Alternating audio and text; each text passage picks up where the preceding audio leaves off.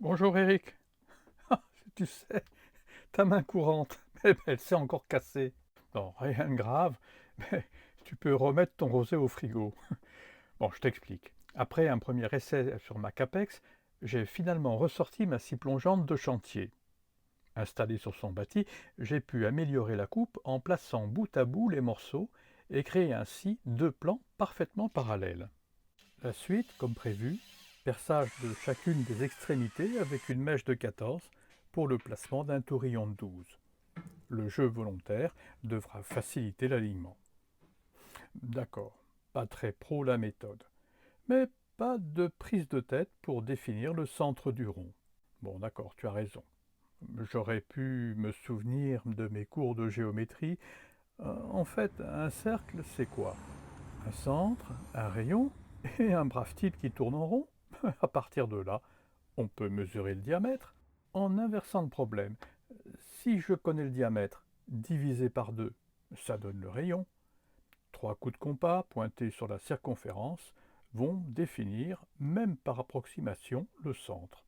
C'est simple, non? Bon, avec un bout de ruban adhésif pour faciliter le pointage, ça devrait marcher. Tiens, finalement, direct avec le pied à coulisse, c'est encore plus simple.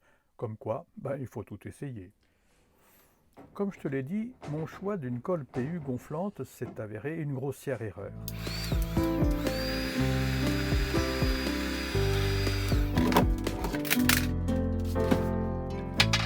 Pourtant, j'ai utilisé ce principe pour un client à qui je venais de livrer une bibliothèque.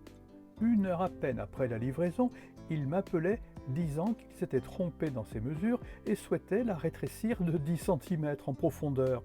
Rien que ça, tiens. Le coup du taurillon flottant s'est avéré des plus efficaces pour résoudre les problèmes d'alignement. La PU gonflante a bloqué le tout. Une fois repeint, ni vu ni connu. Pour l'extension de compensation à la longueur d'origine, j'ai donc choisi un yangon. En l'absence d'un tour à bois, la débrouille est de mise. Mais attention aux doigts. Concentration et lenteur des gestes, les maîtres mots en l'absence de protection. Impossible à placer.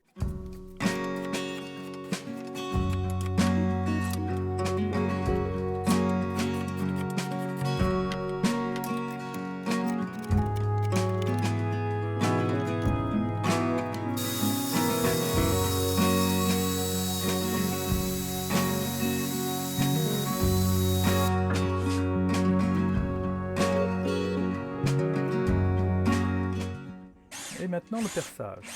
Et si on essayait une autre méthode? Fort réduite et placement d'un pointeau pour le report dans l'axe. Ensuite, mèche de 12 pour les deux mortaises. Pour améliorer la prise du tourillon, j'ai gougé des sillons tout autour afin que la colle se solidarise au mieux avec l'ensemble. Le collage maintenant, mais cette fois avec une colle époxy bicomposant à prise lente.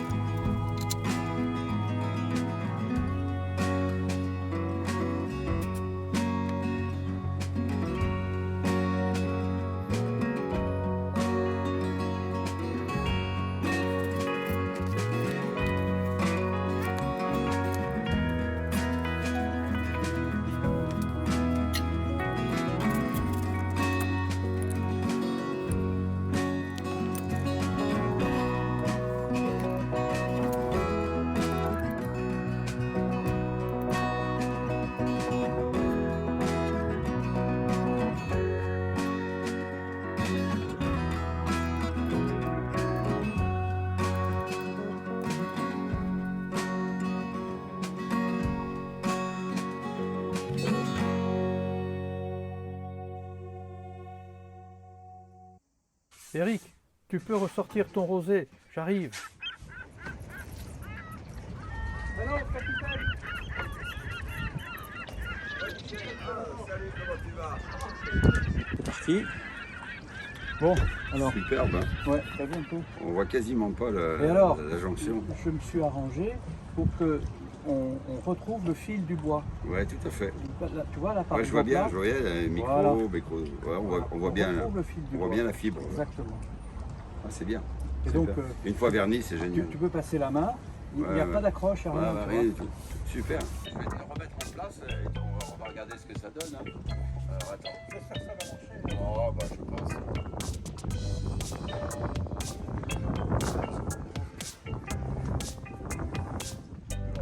Voilà, t'es embuté. Super. On va prendre la pièce de support, hein, tu sais, que tu veux au bout. Ah ben super, génial, tu vois, la rallonge que tu as faite sera cachée, sera dissimulée, elle se trouvera à l'intérieur. Donc on verra strictement rien du tout. T'as un chapeau, hein. Bravo Michel. Hein. Mais j'ai pas fait exprès. Hein. Ah ouais, mais bon, des fois, les planètes sont alignées. Hein.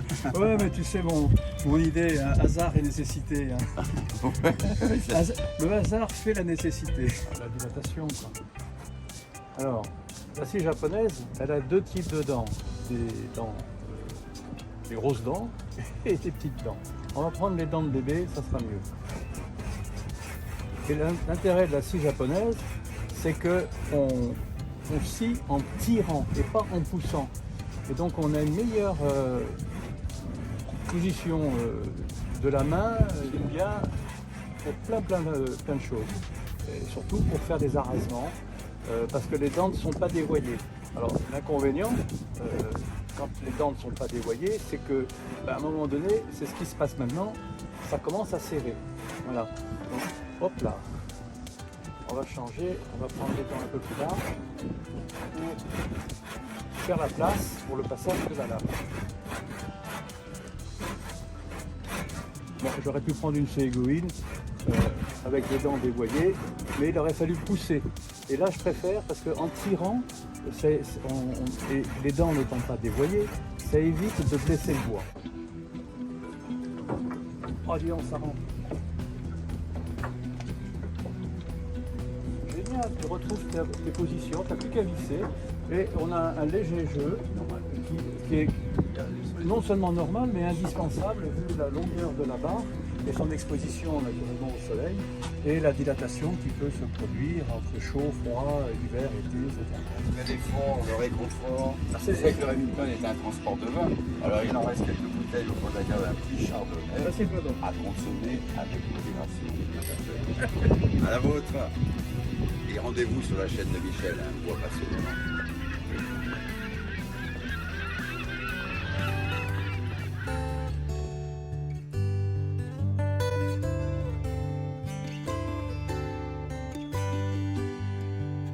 Bon, si ça t'a plu, tu partages et puis tu mets un pouce en l'air. Tu connais le truc. Allez, salut!